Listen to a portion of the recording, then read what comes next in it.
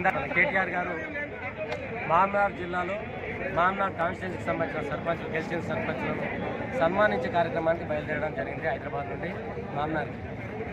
ఈరోజు ఇదే షాద్నారు హెడ్ క్వార్టర్లో కేశంపేట బైపాస్లో ఎంత జనాలు వచ్చారో మీకు అర్థమైపోయింది.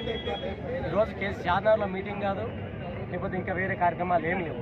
కానీ కేటీఆర్ గారు ఈడంగా పోతుండంటేనే వేలాదిగా తరలి వచ్చారు జనాలు.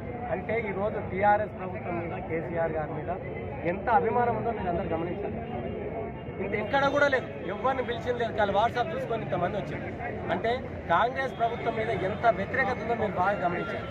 రాబోయే రోజుల్లో ఇప్పుడు చూస్తారు, ఈ మున్సిపాలిటీలోనే మీకు కనబడుతున్నారు.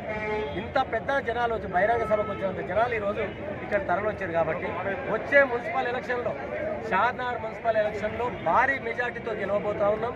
అదేవిధంగా రాబోయే మండల పరిషత్ ఎలక్షన్లో కూడా నేను బ్రహ్మాండమైన మెజార్టీతో ఈ షాద్నార్ కాన్స్టిట్యూన్సీలో గెలవబోతున్నాం. అదేవిధంగా తెలంగాణ రాష్ట్రంలో కూడా గెలవబోతున్నాం అనేది ఇందాక మీరు చూసిన జనాలే మీ ఉదాహరణ అని చెప్పేసి తెలియజేస్తూ, అదేవిధంగా ఈ కాంగ్రెస్ చేసే ప్రభుత్వ వ్యతిరేక విధానాలకు వ్యతిరేకంగా రాబోయే రోజుల్లో కేసీఆర్ గారు బయటికి వెళ్ళి ఎండగట్టే కార్యక్రమం కూడా జరుగుతుంది.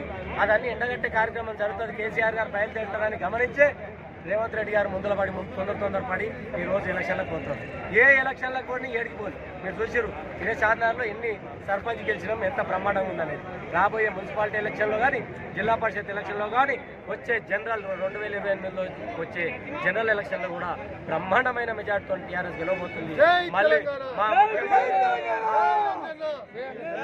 మళ్ళీ మా ముఖ్యమంత్రి కుర్చీలో మా కేసీఆర్ గారు కూర్చోబోతున్నారు. ఈ రాష్ట్రానికి మంచి రోజులు రాబోతున్నాయని తెలియజేసుకుంటూ మీ అందరికీ సెలవు తీసుకుంటాను. సంక్రాంతి శుభాకాంక్షలు.